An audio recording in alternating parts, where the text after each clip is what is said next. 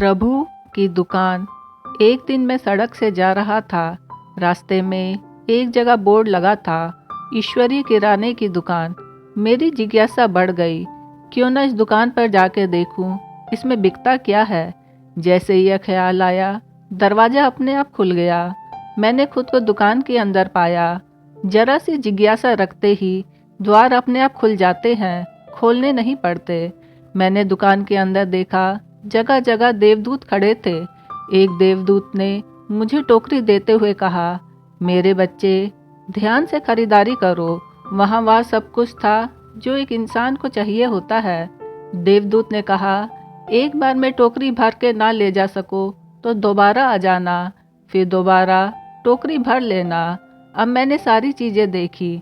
सबसे पहले धीरज खरीदा, फिर प्रेम भी ले लिया, फिर समझ भी ले ली, फिर एक दो डिब्बे विवेक के भी ले लिए।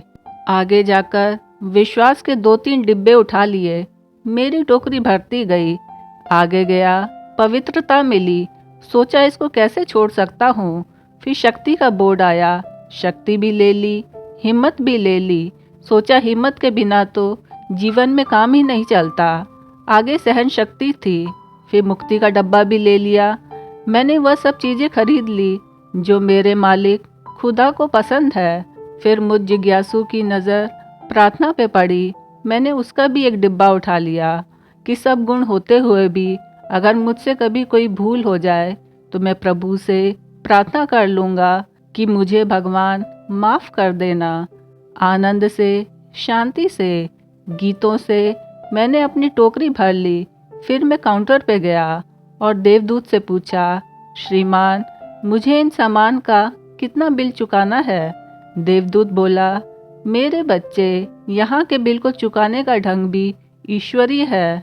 अब तुम जहाँ भी जाना, इन चीज़ों को भरपूर बांटना और लुटाना। इन चीज़ों का बिल इसी तरह चुकाया जाता है। कोई कोई बिरला इस दुकान में प्रवेश करता है। जो प्रवेश कर लेता है वह माला माल हो जाता है।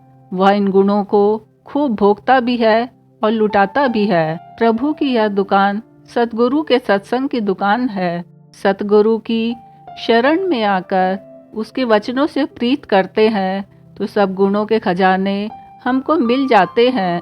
फिर कभी खाली हो भी जाए तो फिर से सत्संग में आकर टोकरी भर लेना।